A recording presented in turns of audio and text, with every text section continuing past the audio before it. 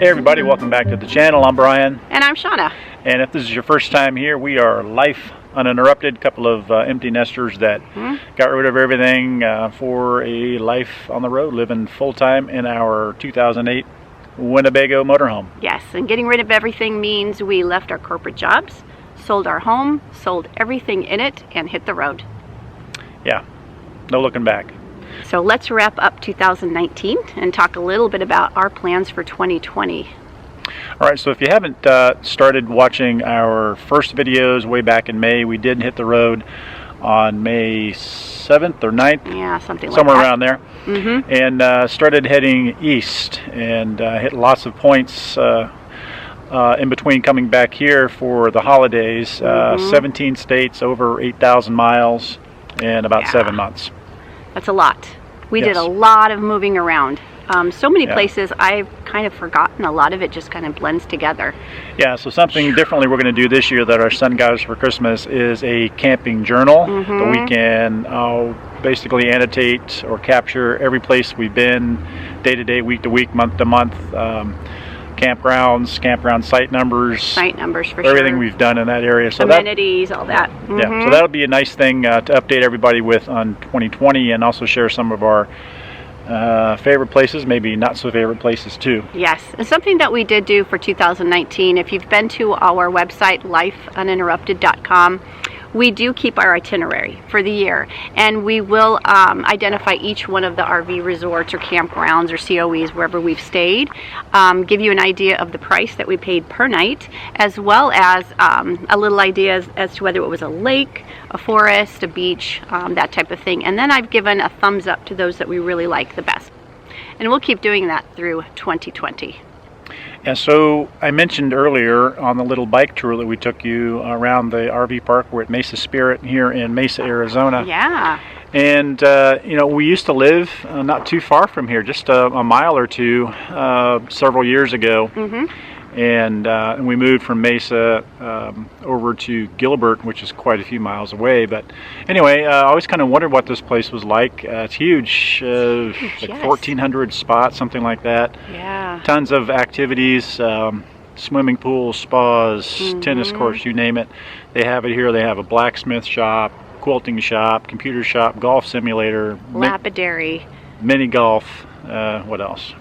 I'm sure there's more. Yeah. They have bands, entertainment that come in, huge activity center. Hey, so do you think you can take the drone up? I'll ask if I can do that to give people sort of a bird's eye view of this place. It's really huge. I think it's, what is it, 1 square mile? I think it's 1 square mile. Something like that. But do they have their own zip code? I don't know. I don't think so, but I mean, it's big enough that they could. Yeah. Okay, so let's get into our 2019 best, worst, scariest moments from our travels across the U.S. And our favorite place. Yeah. So why don't you start? What was your best moment? Oh, and let's keep this to RVing, because if we open it up broadly, there's I think our answers would change. So let's just keep it to the RVing. Yeah, definitely to the RV full-time life. Full-time life. Yeah. What was your best? That's a tough one. There are a lot of bests. Actually, I think the best in terms of the most fun I've had was definitely in Florida and in the Florida Keys. Just so relaxing down there. Sure was. Yeah, kind of find ourselves missing that. Being able to basically step out our door and walk right to the beach there. Yeah, I'm sure it's a bucket list item for a lot of people. Yeah. If you get a chance to go to the Keys, go by all means. Definitely. So my best. My best was staying up on top of the hill in the Black Hills of South Dakota. Yeah. We were boondocking. We were out there all by ourselves. Yeah. It was absolutely beautiful. We had antelope around us. You could hear coyotes in the distance. We had horses that went by. Cows, wildflowers, pine trees.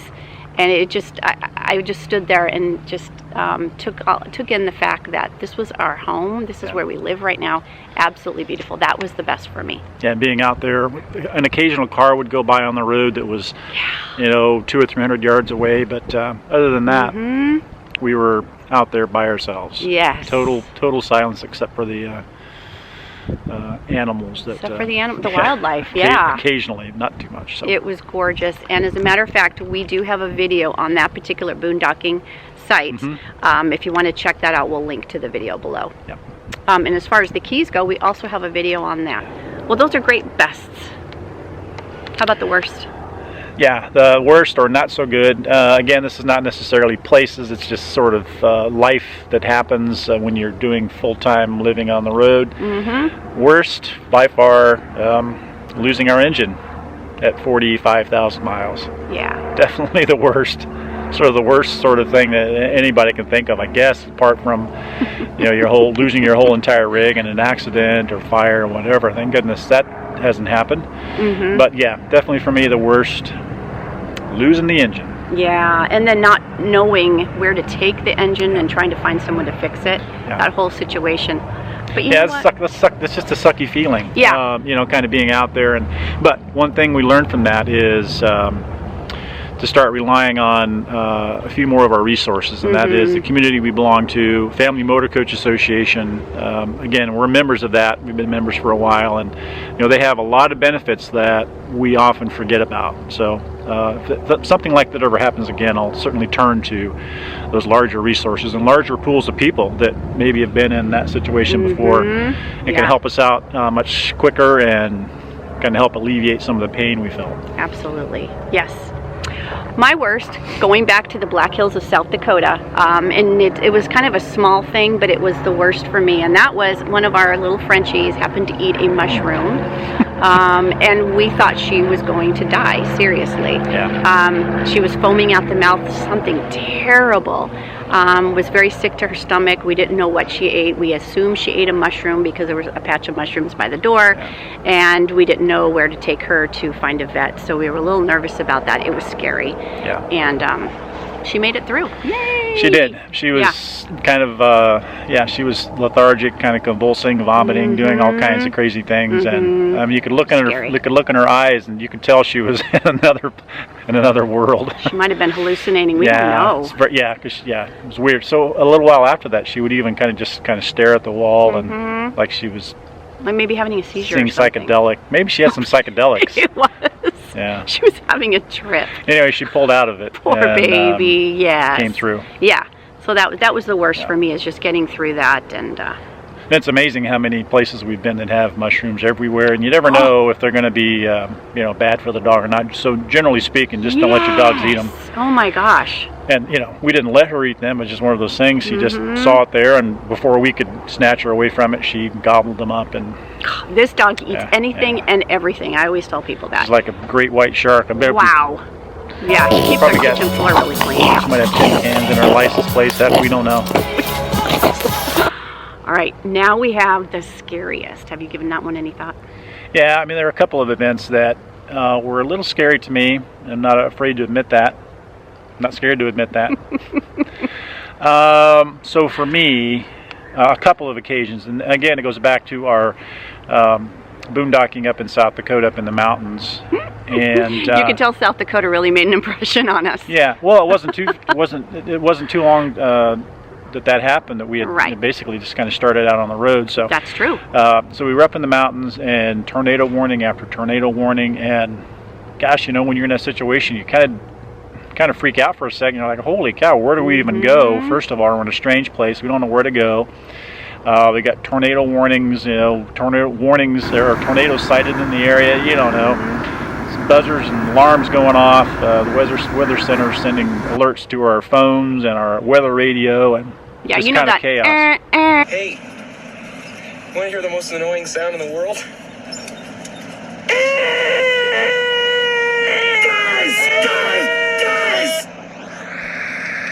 It's definitely some of the scariest. And then the other scary thing, when we decided to ride one of the storms out in our motorhome, we had a hailstorm, and this was a little bit larger than pea-sized hail. It was so deafening. I'm surprised the top of our rig wasn't shattered. Yeah. I mean, it was deafening. We couldn't hear each other talk. The dogs were beside themselves. Lasted for maybe 5 minutes, and then we went outside, and there was just a blanket of hail over everything, probably an inch or so deep, and so that was a little scary, not knowing what was going on with the outside of our rig, being pummeled like that.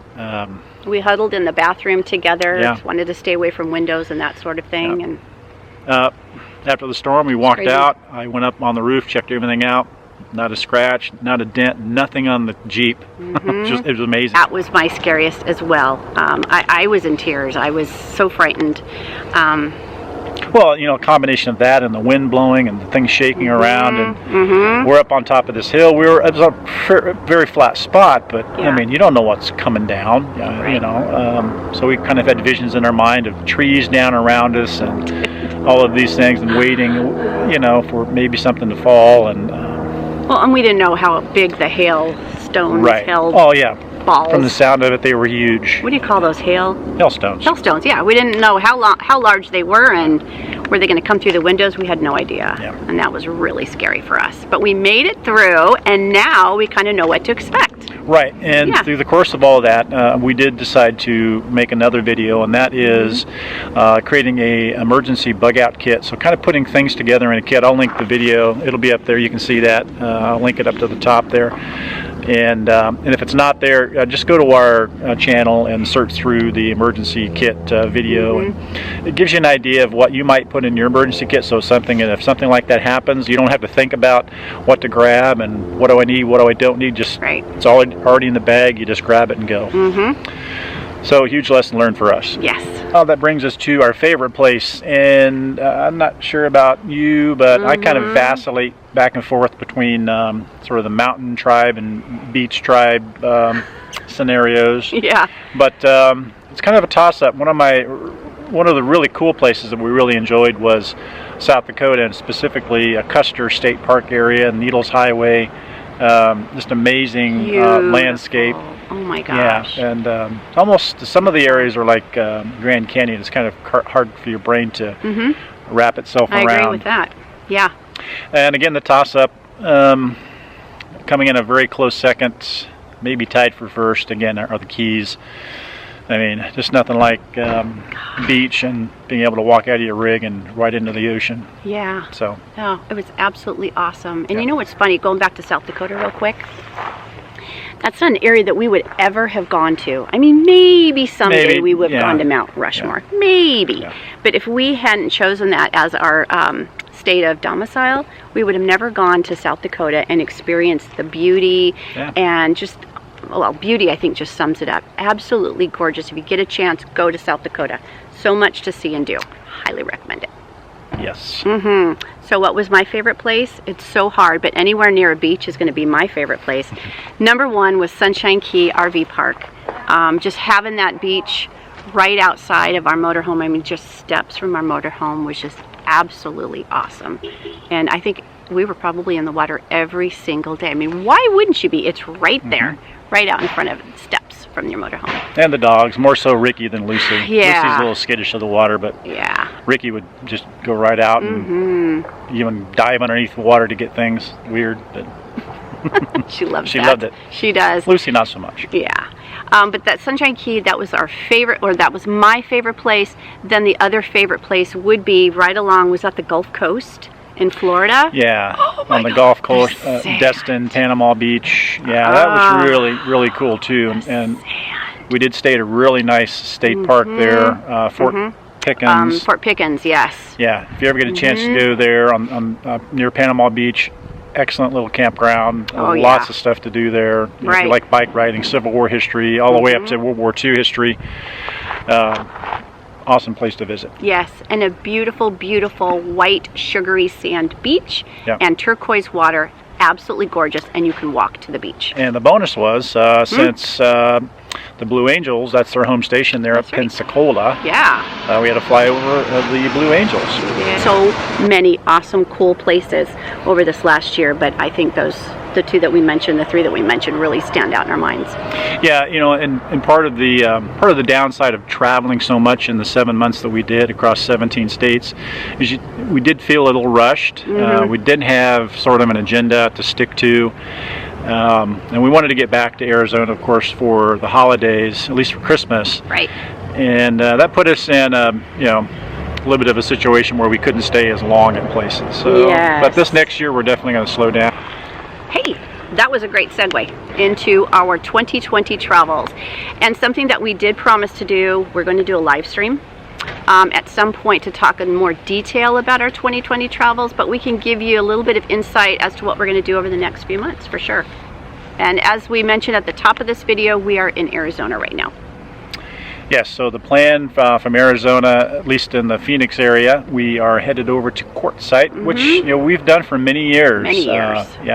So we're going to be out there from the 16th to the who knows? I don't know if we have an end date, really. Probably a month. Yeah, we don't really have an end date, but we probably plan on leaving after all the big events and stuff have kind of subsided down there, where a lot of the people move out. Because I mean, there's going to be at any one time during those 2 or 3 weeks, there's 2 million plus RVers that kind of go through that area. Yeah. So we're going to get there just before the height of popularity, and then leave after it kind of wanes. I like that. Hey, we're going to do our first 30-day boondocking challenge, if you will. But we're going to start it at Quartzsite, and we're going to move around. And I think you're probably going to jump into that. Yeah, so the plan is right now is once we leave Quartzsite, go up to Parker, Arizona, Lake Havasu area, and do some more boondocking, dry camping in that area. There's plenty of BLM land through there, so that's the plan. A month, maybe 2 months, who knows. There's a place that we want to get to. We've seen other YouTubers go there, and it's called, oh my god, I can't remember. It's some kind of bar that's built into the mountainside. Yeah. The desert bar, maybe? Yeah, I think it's called the desert bar. Anyway, I think it's totally off-grid.